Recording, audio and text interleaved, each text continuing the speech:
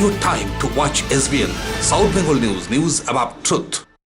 দীর্ঘদিন পরে এসে অর্থাৎ প্রায় 9 মাস পরে এসে আসানসোলে কৃষি বিলের সমর্থনে মুখ খুলেছেন আসানসোলের সাংসদ তথা কেন্দ্রীয় প্রতিমন্ত্রী বাবুল সুপ্রিয়। তার বক্তব্য, এই বিলে কৃষকদের স্বার্থ সুরক্ষিত রয়েছে। বিরোধীরা শত চেষ্টা করেও কৃষকদের মধ্যে এর প্রভাব খাটাতে পারেনি। এ প্রসঙ্গে সাংবাদিক বৈঠকে কি বলেছেন আসানসোলের সাংসদ শোনাবো আপনাদের।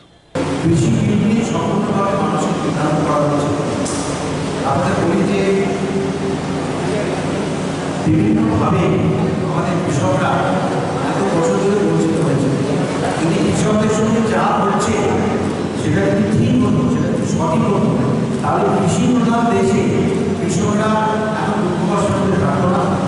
একটি ডাক্তারের ছেলে ডাক্তার হতে চায়, ইঞ্জিনিয়ারের ছেলেকে ইঞ্জিনিয়ার হতে দেখি, বড় বিজনেসম্যানের ছেলেকে আমরা বিজনেসম্যান হতে দেখি। অথচ একজন কৃষকের ছেলে পাঞ্জাব হরিয়ানা কয়েকটি জায়গায় যেখানে কৃষকরা অত্যন্ত ধনী, সেরকম কয়েকটি জায়গা ছাড়া কৃষকের ছেলে কৃষক না হয়ে তারা কৃষকরা করে আমরা কষ্ট করে ছেলেকে ডক্টর ইঞ্জিনিয়ার করে। অর্থাৎ একটি অ্যাগ্রো প্রধান দেশেও, কৃষি প্রধান দেশেও কৃষকরা তাদের পরবর্তী প্রজন্মকে, তাদের ছেলে মেয়েকে তারা কৃষক বানাতে চায় না। তার কারণ এই বিগত কয়েক বছরে তাদেরকে বিভিন্নভাবে কংগ্রেস সরকার এবং আরও সমস্ত কংগ্রেস সরকারের বেশিরভাগ সময় যারা পাওয়ার ছিল, কৃষককে সম্পূর্ণভাবে শুধুমাত্র মিথ্যে প্রতিশ্রুতি দিয়ে, ভোটের আগে মিথ্যে প্রতিশ্রুতি দিয়ে, লোন করে দেবো, এই করে দেবো, তাই করে দেবো, মিথ্যে প্রতিশ্রুতি দিয়ে খালি নিজেদের ভোট ব্যাংকে জিয়ে রেখেছে। আসলে কৃষকদের জন্য কিছুই করে। এবং সেই জন্যই এত চেষ্টা করার পরেও আপনারা দেখছেন যে সারা দেশে আমাদের এখানে মাননীয় মুখ্যমন্ত্রী, আমি আবার বছর আগে মাননীয় মুখ্যমন্ত্রী এবং সারা দেশে অপোজিশন তিনিও কনস্টিটিউশন পজিশনে রয়েছেন, মায়া ছেলে সোনিয়া গান্ধী, রাহুল গান্ধী, তারাও কিন্তু কোথাও কৃষকদের ভীষণভাবে উস্কে দিয়েও তারা কোথাও কৃষক বিলের বিরুদ্ধে কোনো বড় আন্দোলন করতে পারে। বিভিন্ন নিজেদের পার্টির সদস্যদের দিয়ে কংগ্রেসেরও বেশ কিছু কয়েক হাজার সমর্থক এখনো আছে, তারা পরবর্তীকালে কী করবে সেটা আপনারা নিজেরাই দেখবেন। বাবুল সুপ্রিয় যেদিন কৃষি বিলের সমর্থনে মুখ খুললেন, সেদিনই পশ্চিম বর্ধমান জেলার আসানসোল বার্নপুর গুরুদ্বারা প্রবন্ধক কমিটির উদ্যোগে বিক্ষোভ সংগঠিত হয়। তাদের বক্তব্য, হরিয়ানা, পাঞ্জাব সহ দেশের বিভিন্ন প্রান্তে কৃষকদের স্বার্থকে রীতিমতো বিপন্ন করে তুলেছে এই কৃষি বিল। কালা কানুন বলেছে তারা বলেছেন কৃষকদের স্বার্থকে জলাঞ্জলি দিয়েছেন কেন্দ্রের মোদী সরকার এবং এই কৃষক বিরোধী যে নীতি, সেই নীতি। মূলত এর বিরুদ্ধে সংগঠিত বিক্ষোভ আন্দোলন স্মারকলিপি প্রদান করা হয় জেলা শাসক দপ্তরে। तकरीबन 80% जनता जो है कृषि के रोजगार से जुड़ी हुई है और कृषि जो हम लोग का जो कृत्य है, जो हम लोग का बिजनेस है फार्मिंग, इस फार्मिंग के ऊपर हमारी जो सेंट्रल गवर्नमेंट की सरकार है उसने 3 तरह के कानून, काले कानून लागू किए हैं। उस काले कानून का विरोध प्रदर्शन करने के लिए, अपना विरोध का ज्ञापन डीएम साहब को प्रस्तुत करने के लिए बर्धमान जिले के सिख समाज की ओर से हम लोग आए हैं, क्योंकि सिख समाज जो है वो कृषि प्रधान समाज है और कृषि जो है पंजाब, हरियाणा और जो स्टेट मैक्सिमम फार्मिंग के ऊपर डिपेंड है, उन तीनों स्टेटों का पूरे भारतवर्ष में अन्नदाता का जो औहदा है, उस औहदे के ऊपर, उस बिजनेस के ऊपर में खतरा है। और इस खतरे को भांपते हुए हम लोग पंजाब, हरियाणा और पूरे भारतवर्ष के जो कृषि प्रधान जो इस कृत्य के साथ जुड़े हुए हैं, उनके समर्थन के लिए, उनके प्रति हम लोग अपनी सॉलिडरिटी प्रदान करने के लिए मैं तेजिंदर सिंह, सेंट्रल गुरुद्वारा प्रबंधक कमेटी, और सुरेंद्र सिंह जी जो हमारे बार्नपुर गुरुद्वारा प्रबंधक कमेटी है, उनकी अगुवाई में हम लोग डीएम साहब के पास एक ज्ञापन देने के लिए आए हैं।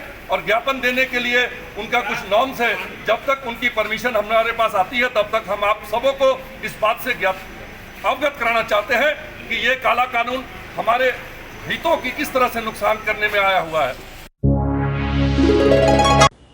আর মাত্র কয়েকটি দিন আসানসোল পৌর নিগমের মেয়র পদে রয়েছেন জিতেন্দ্র কুমার তেওয়ারি। এই সময়কালে তিনি বিভিন্ন উন্নয়নমূলক কাজ করেছেন। একের পর এক উন্নয়নমূলক কাজ করেছেন মোট 106টি ওয়ার্ডের জন্য। বুধবার আসানসোল পৌর নিগম উত্তর আসানসোল রেলপার্ক অঞ্চল থেকে 3 জন কাউন্সিলর এবং সমাজের বিশিষ্ট জনেরা দেখা করেন মেয়র জিতেন্দ্র তেওয়ারির সাথে। তার ভূয়সী প্রশংসা করেন, কিছু দাবি দাওয়া রাখেন এবং তারা বলেন এই মেয়র এই 5 বছরে, মেয়র জিতেন্দ্র তিওয়ারি এই 5 বছরে আসানসোল পৌর নিগমকে একটা অন্য মাত্রা দিয়েছেন, শহর আসানসোলকে একটা সুন্দর জায়গা করে দিয়েছেন। তারা তার ধন্যবাদ জ্ঞাপন করেন এবং আগামী দিনে মেয়র জিতেন্দ্র তিওয়ারির যে কর্মপদ্ধতি সেই কর্মপদ্ধতিকে এগিয়ে নিয়ে যাওয়ার জন্য তারা বলেন আমরা সাথে আছি, পাশে আছি। कॉरपोरेशन में मेयर साहब के पास एक मेमोरेंडम लेकर के क्या है कि भाई हमारे यहाँ पानी की कमी है, खेल की कमी है। इससे पहले हम लोग जब आए थे मेयर साहब के यहाँ तालीम के सिलसिले से, तो उन्होंने 106 वार्ड में कम्पिटिटिव लाइब्रेरी दिया तालीम के लिए। अब दूसरा कदम हमारे यहाँ खेल के लिए, तो इसमें भी उन्होंने लब्बाइक कहा है। मैं जो तालीम के ख़िलाफ़ लोग हैं, जो इंसानियत के ख़िलाफ़ हैं, मैं उनको ये जवाब देना चाहता हूँ कि वो आएँ और एक बार मेरे मेयर साहब से मिले। मैं फिरका परस्त ताकत हूँ। मैं नरेंद्र मोदी को कहना चाहता हूँ कि आप आइए, बंगाल की सरजमीन में आसनसोल एक जगह है जहाँ ममता बनर्जी का एक सिपाही, एक सिपासालार जितेंद्र कुमार तिवारी रहते हैं। इनसे आप कुछ सीख लीजिए। 14ই অক্টোবর 5 বছর অতিক্রান্ত হচ্ছে আসানসোল পৌর নিগমের বর্তমান বোর্ডের, অর্থাৎ 14ই অক্টোবর মেয়াদ উত্তীর্ণ হচ্ছে, 5 বছর সম্পূর্ণ হচ্ছে। এই সময়কালে কিভাবে কাজ করা হয়েছে আসানসোল পৌর নিগমে আমাদের প্রতিনিধি কথা বলেন পৌর নিগমের চেয়ারম্যান অমরনাথ চ্যাটার্জির সাথে। 14ই অক্টোবর বর্তমান পরিচালন যে বোর্ড রয়েছে আপনাদের পৌর নিগমের, সেটার মেয়াদ উত্তীর্ণ হচ্ছে। এই 5 বছর আপনারা কাজ করেছেন, একটা টিম ওয়ার্ক হয়েছে। মেয়র জিতেন্দ্র কুমার তিওয়ারির বক্তব্য হচ্ছে যে আমরা একটা টিম ওয়ার্কের মধ্য দিয়ে আমরা সর্বাধিক চেষ্টা করেছি, তথাপি কিছু কাজ অপূর্ণ রয়েছে, সেটা আগামী দিনে আমরা নিশ্চয়ই দেখব। এই প্রেক্ষাপটে বর্তমান বোর্ডের যে একটা কাজের মূল্যায়ন যদি করি, আপনার পক্ষ থেকে মূল্যায়নটা কীভাবে আসবে? দেখুন, আমি একটাই কথা আপনাদের বলতে পারি যে এই বোর্ড যে কাজ করেছে, বিগত দিনে কখনোই কোনো বোর্ড সেই কাজ করতে পারেনি। কারণ এই বোর্ডে যারা মেম্বার, মেয়রিং কাউন্সিল, ডেপুটি মেয়র বা অন্য কাউন্সিলর এবং বিরোধী পক্ষ যেরকমভাবে আমাদের মেয়রের এই উন্নয়নকে স্বাগত জানিয়ে সমর্থন করেছে, তার জন্যই কাজগুলো আমরা করতে পেরেছি। সে পানীয় জলই বলুন, সে লাইটের ব্যাপারেই বলুন, সে রাস্তাঘাটের কথাই বলুন, সে আপনার নালী নর্দমার কথাই বলুন, নতুন স্কুল ভবন তৈরি করার কথাই বলুন, আপনারা নতুন স্কুল বিল্ডিংয়ের তৈরি করার কথাই বলুন, আমরা সমস্ত কিছু, এবং কমিউনিটি সেন্টার, এগুলো আমরা বিভিন্ন রকমভাবে মানুষের কাজে যে যে কাজগুলো লাগা দরকার এবং পৌর নিগম যে যে কাজগুলো পৌর নিগমের সঙ্গে জড়িত, সেইগুলো আমরা প্রত্যেকটি করেছি। এই মেয়রকে আমি বিশেষভাবে ধন্যবাদ জানাই যে করোনার সময় যে জিনিসটা সবথেকে মানুষের কাছে খুব প্রয়োজনীয়তা ছিল, পরিষ্কার পরিচ্ছন্নতা এবং স্যানিটাইজেশন, সেটা এমন কোনো ওয়ার্ড নেই বা এমন কোনো বাড়ি নেই যে যার বাড়িতে এবং ওয়ার্ডে সেই স্যানিটাইজার এবং সেই পরিষ্কারটা এনাফ পর্যন্ত হয়েছে, যেটা বিগত দিনে আমরা কখনো কল্পনা করতে পারিনি। কর্পোরেশনের পরিষেবাগুলোর পাশাপাশি অন্যান্য পরিষেবাগুলো আপনারা দেওয়ার চেষ্টা করেছেন এবং কর্পোরেশনের প্রতিনিয়ত মানুষের ভিড় বেড়েছে, অর্থাৎ মানুষের প্রত্যাশাটা বেড়েছে। এই প্রত্যাশা যে পূরণ করা, এই পূরণের ক্ষেত্রে কোথাও কি মনে হয়েছে আপনার সূক্ষ্ম চিন্তাভাবনায় যে এ তৃণমূল কংগ্রেস করে, ও বিজেপি করে, ও সিপিএম করে, সুতরাং ওরটা একটু চেপে দাও, ওরটা একটু আগে বাড়ি যাও? না, আমরা এরকম চিন্তা ভাবনা করে করিনি। আমাদের দেখবেন যে সমব্যথী যে প্রকল্প আছে, সমব্যথী প্রকল্পতে যে ফোন করেছে তাকেই টাকা তার বাড়িতে পৌঁছে গেছে। আমাদের যেটা ডেড বডি ক্যারিয়ার আছে, আমাদের যে ড্রাইভার আছে রাজকুমার, তাকে যে ফোন করেছে, যে ওয়ার্ড থেকে ফোন করেছে, তার ডেড বডির জন্য তার বাড়িতে কিন্তু পৌঁছে গেছে। আমাদের এখানে যে ক্যান্সার প্রকল্পের জন্য যে আমাদের আসানসোল মিউনিসিপ্যাল কর্পোরেশন পশ্চিমবঙ্গের একমাত্র প্রতিষ্ঠান যেখানে ক্যান্সার এবং কিডনির জন্য টাকা দেওয়া হয়, সেখানে কিন্তু আমরা কোনো বিভেদ করিনি যে এখানে করে দেওয়া হোক। এবং বিরোধী পক্ষের যে কাউন্সিলররা রয়েছে, যদি সাধারণ মানুষ যদি সেই ওয়ার্ডে ঘোরাঘুরি করেন, তাহলে আপনারা দেখবেন যে বামফ্রন্টের আমলে যে জায়গায় লাইট লাগেনি, সেখানে কিন্তু আমরা এলইডি লাইট তার বাড়ির সামনে লাগিয়ে দিয়েছি। আমরা কোনো বিরোধী কাউন্সিলরের পক্ষপাতিত্ব করিনি, আমরা কোনো বিজেপি সিপিএমের পক্ষপাতিত্ব করিনি, আমরা কোনো বড় লোক উঁচু লোকের পক্ষপাতিত্ব করিনি। আমাদের কাছে সবাই মানুষের মতন আমরা মানুষকে ট্রিটমেন্ট করেছি।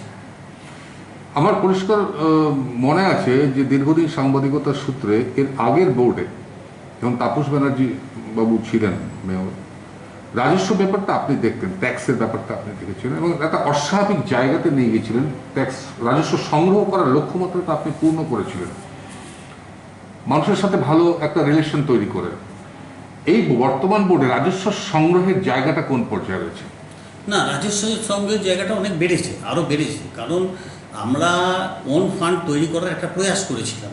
কারণ আমরা ক্যান্সার প্রকল্পে 25,000 টাকা দিই, আমরা কিডনি ট্রিটমেন্টের জন্য 10,000 টাকা দিই, আমরা বই খাতা কেনার জন্য সমস্ত মানুষকে পয়সা দিই, আমরা কোনো মানুষের চাকরি চলে গেছে আমরা তাকে কিছু আর্থিকভাবে হেল্প করে দিয়েছি, কারোর অ্যাক্সিডেন্ট হয়েছে তাকে আমরা কর্পোরেশনের মেয়র ওন ফান্ড থেকে পয়সা দিয়েছে। তো সেই জন্য আমরা ওন ফান্ড তৈরি করার জন্য ট্যাক্স কিছুটা বর্ধিত করেছি এবং ট্যাক্স বেড়েছে। আমরা যখন প্রথম তাপসবাবুকে যখন মেয়র হয় এখানে, তাপস ব্যানার্জি, তখন এসে দেখলাম যে বিভিন্ন জায়গায় বিভিন্ন রকমভাবে ট্যাক্স হয়নি।